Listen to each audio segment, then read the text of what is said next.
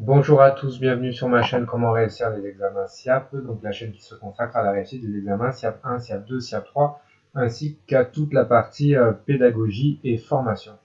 Donc n'oubliez pas de vous abonner, je remercie tous les abonnés que j'ai sur YouTube, on est bientôt à 300, je remercie tous les gens qui me suivent également sur la page Facebook. Donc toujours pareil, toutes les semaines je continue à vous donner du contenu sur le SIAP, sur la pédagogie, tout ce qui concerne ces domaines-là. De la sécurité incendie, du management, voire même du coaching. Un petit truc, donc là je suis en train de travailler sur le pack SIAP 2, il devrait être prêt mi-mars, peut-être début avril, en fonction de la vitesse à laquelle j'avance. Donc vous pouvez le réserver ici, vous obtiendrez 20% de remise, voilà, vous cliquez sur voir et après vous rentrez votre email, ça me permet de récupérer du coup votre email pour pouvoir vous faire bénéficier des 20%. Donc c'est un pack que je vais mettre à 35 euros avec les 20%, vous l'aurez du coup à 28 euros. Aujourd'hui, je vais vous présenter une fiche sur la gestion de conflit. Donc c'est exactement le type de fiche que vous aurez dans le pack SIAP 2, sauf que bien sûr ce sera beaucoup plus détaillé dans le pack SIAP 2 et ça vous donnera beaucoup de billes en tant que formateur. Donc là, on va parler de la gestion de conflit. Donc c'est le triangle de Karpman. Voilà, c'est quelque chose qui est plutôt utilisé en coaching. Donc c'est très très intéressant à voir. On sort du cadre traditionnel de la gestion de conflits. On va chercher plus loin en fait comment gérer les conflits du quotidien. Donc c'est quelque chose que vous pouvez présenter bien sûr à vos élèves SIAP 2 quand vous faites la partie gestion de conflit. Vous pouvez également en parler en pédagogie pour les formateurs. Et vous pouvez également l'appliquer chez vous, dans votre famille, etc. Donc le triangle de Karpman, ça a été mis en évidence donc, par Karpman en 1968. En fait, qu'est-ce qui nous explique ce triangle? Il nous explique qu'on rentre tous dans des postures psychologiques, des jeux psychologiques, où on peut avoir plusieurs rôles. Donc un rôle de persécuteur, un rôle de sauveur ou un rôle de victime. Et en fait, on peut être victime dans certaines situations, sauveur dans d'autres, persécuteur dans d'autres, etc. L'idée, c'est de réussir du coup à sortir de ces positions pour pouvoir sortir du conflit.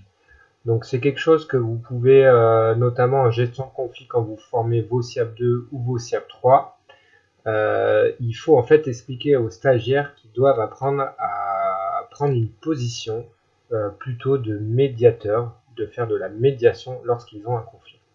Donc quand vous avez un conflit entre deux personnes, souvent dans une équipe, voilà, ça arrive, euh, il ne faut pas hésiter à écouter du coup les personnes séparément, puis à les réunir.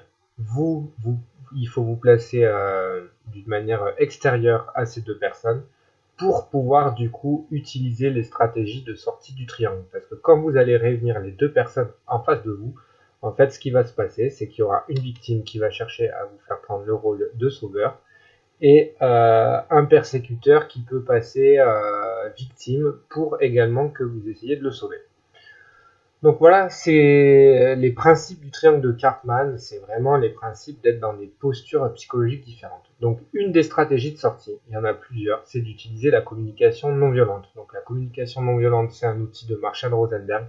C'est un outil que j'aime beaucoup, que j'utilise beaucoup, qui n'est pas forcément évident à utiliser, mais qui fonctionne. Donc en fait, qu'est-ce qui va se passer dans le triangle de Karpman?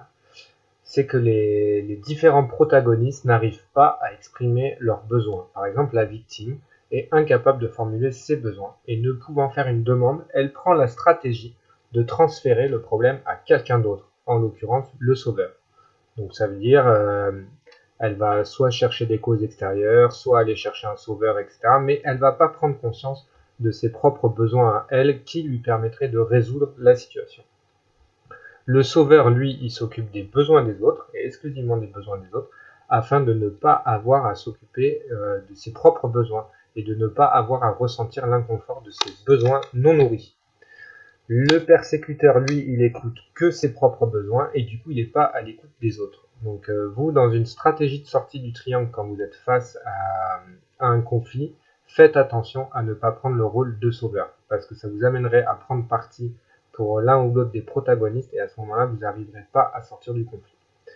Donc l'idée pour sortir du conflit. Dans le triangle, si un des trois acquiert la conscience de ses besoins, cela l'amène à quitter son rôle.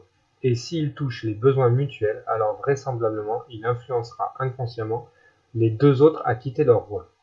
Donc vous, dans votre stratégie de médiation, et ce qu'il faut apprendre à vos stagiaires, c'est que quand on est en position de responsabilité, on doit le moins possible prendre parti. Donc il faut qu'on se base sur des faits objectifs pour éviter de prendre parti, et il faut qu'on essaye à nos différents protagonistes qu'on a en face de nous de les amener à verbaliser leurs besoins, à leur faire prendre conscience qu'en fait le besoin qu'ils ont au départ c'est celui-là, et que ce qui a amené le conflit c'était ce fait-là. Une fois qu'on a réussi à identifier ces deux choses-là, normalement on sort du triangle et on sort du conflit. Je vous ferai une vidéo plus détaillée sur la communication non violente pour vous expliquer comment ça marche et les principes pour la mettre en place. Voilà, encore une fois, c'est le type de diapo que vous aurez dans le pack SIAP 2 sur la gestion de conflit. Donc voilà, je vais vous amener des nouvelles choses, peut-être que vous ne connaissez pas, qui sont issues plutôt du coaching. Encore une fois, je vous remercie tous les abonnés. N'oubliez pas, pour ceux qui ne sont pas abonnés, à vous abonner. On continue les vidéos, toujours une par semaine. Donc, quelquefois, enfin même souvent, c'est sur le SIAP, soit le 1, soit le 2, soit le 3, et sur la partie pédagogie, gestion de conflit management, comme aujourd'hui. Je vous souhaite une très bonne journée à tous.